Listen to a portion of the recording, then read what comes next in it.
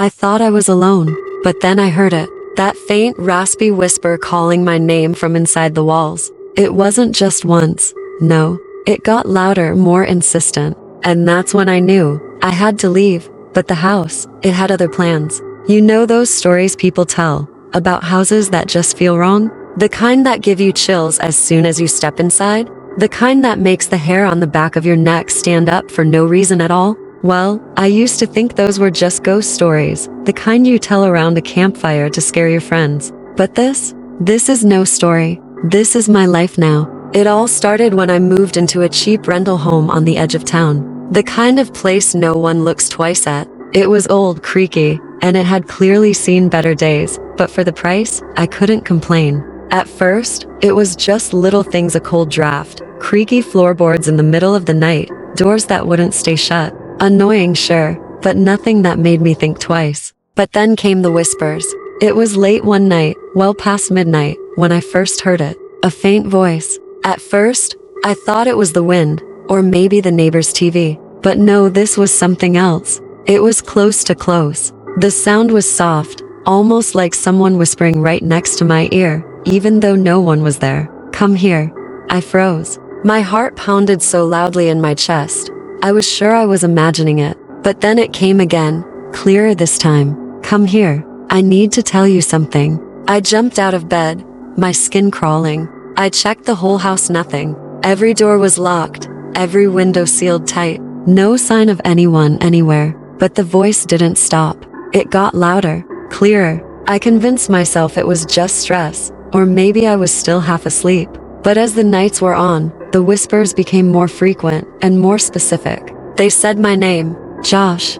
Josh, are you listening? At that point, I was questioning my sanity. Was I losing it? Was I hallucinating? It felt like my mind was unraveling.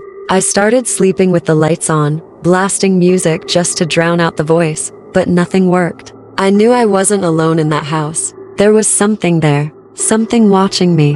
One night, after weeks of this torment, I decided to confront it. Stupid, right? But I couldn't take it anymore. I stood in the middle of my living room, shaking, and yelled, "What do you want?" The silence that followed was deafening. For the first time in days, the whispers stopped. My heart raced, a mixture of fear and relief. But then, I felt it. A cold, creeping sensation slowly spread across my back, like icy fingers running down my spine. I turned, and for just a split second, I saw something. A shadow darker than the night itself, slipping into the wall. It was there, and then it was gone. The house was alive. Every creak, every groan of the old wood, it wasn't random. The house was speaking to me. I could feel it, watching, waiting, listening to every move I made. And the whispers? They weren't just sounds. They were the house's way of communicating. It wanted something from me, something I wasn't prepared to give. Days turned into weeks and the whispers grew more aggressive. It wasn't just one voice anymore. It was many. I could hear them in the walls, the floors, the ceiling, everywhere. They were angry, desperate, clawing at me with invisible hands, pulling me deeper into the madness. Then, the dreams started. Nightmares, really. I'd see myself walking through the house, but everything was wrong. The walls were rotting. The floor was slick with something dark and sticky. And the whispers, they weren't whispers anymore. They were screams. I'd wake up drenched in sweat, my heart pounding, only to find that the house had changed. Subtle things, like a door that had been on one side of the hall now on the other, or a piece of furniture moved without a sound. It was like the house was rearranging itself, when I wasn't looking, playing tricks on me. The worst part? I couldn't leave. Every time I tried to pack up and go, something would stop me. The doors would jam, or the windows wouldn't open.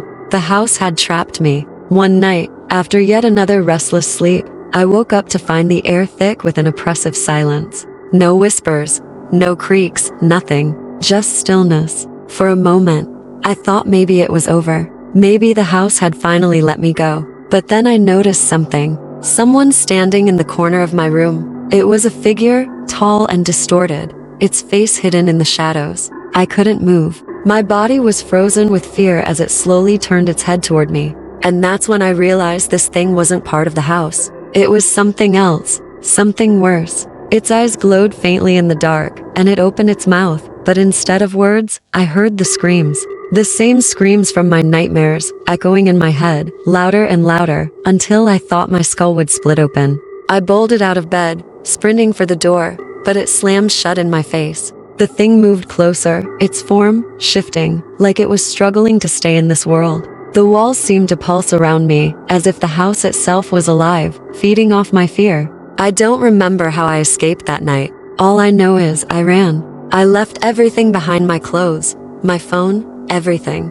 I ran out into the street, barefoot and gasping for air, and I didn't stop until I was miles away. I never went back to that house. I couldn't. But sometimes when I'm alone in the quiet of the night, I still hear it. That faint, raspy whisper calling my name. The house never really lets you go. It's always listening, and it's always waiting. So the next time you think you're hearing things in the dark, the next time the walls creak a little too loudly, don't ignore it. Because some houses, they're more than just homes. They're traps, waiting for their next victim.